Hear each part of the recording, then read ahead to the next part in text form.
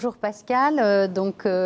Vous avez eu la gentillesse de nous accueillir en 2020 à l'Institut de France. Vous êtes une grande spécialiste du virus.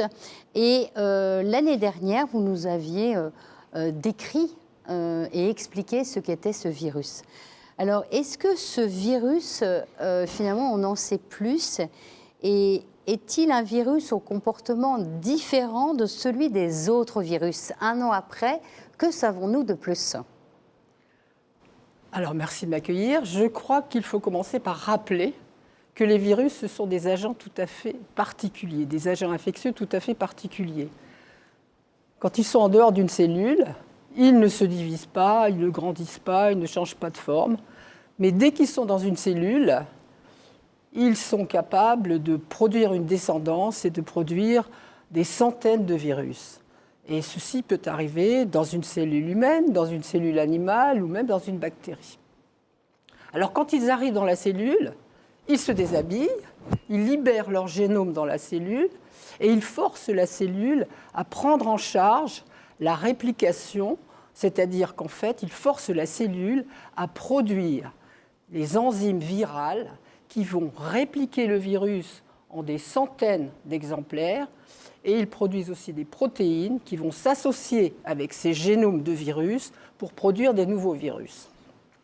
Donc, le virus SARS-CoV-2, c'est un virus qui n'est pas différent des autres. Il est capable de rentrer dans les cellules. Il utilise une protéine de sa surface, qui est la fameuse protéine S, qui interagit avec un récepteur qui s'appelle ACE2. Et une fois que le virus, avec cette protéine S, interagit avec ACE2, il rentre dans la cellule et le scénario que j'ai juste décrit peut prendre place. C'est-à-dire que le virus se déshabille, libère son ARN dans la cellule et que cet ARN va être répliqué en des centaines d'exemplaires et que des protéines vont s'associer pour qu'il y ait des virus qui sont formés.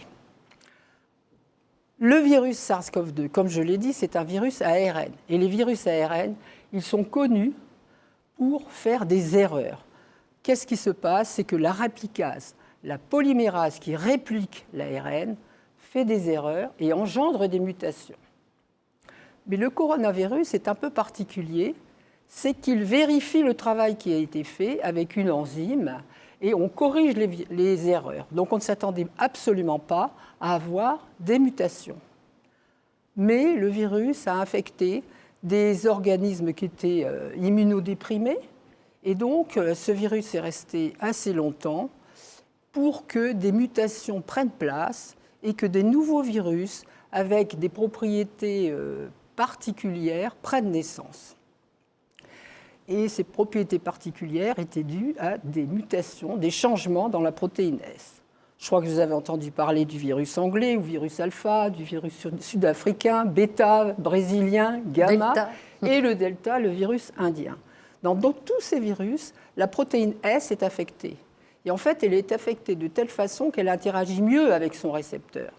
Du coup, le virus rentre plus facilement, l'infection se produit plus facilement et la dissémination du virus se produit plus facilement. Mais ceci s'est arrivé en parallèle à la vaccination qui s'est donc pas généralisée mais presque en France.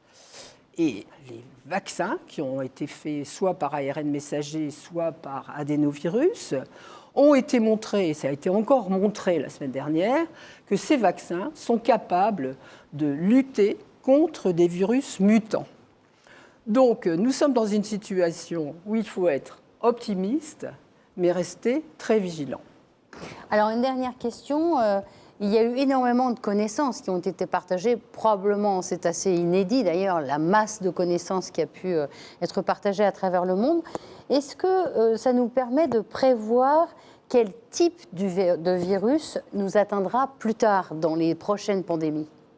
Alors très franchement, moi je crois que ça ne peut pas nous apprendre qu'est-ce qui va arriver comme virus.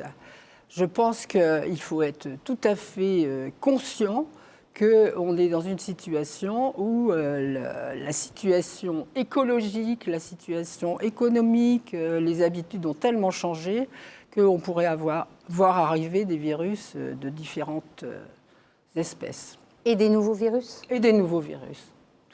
Eh bien, Pascal Cossard, merci d'avoir participé à cette édition spéciale. Merci.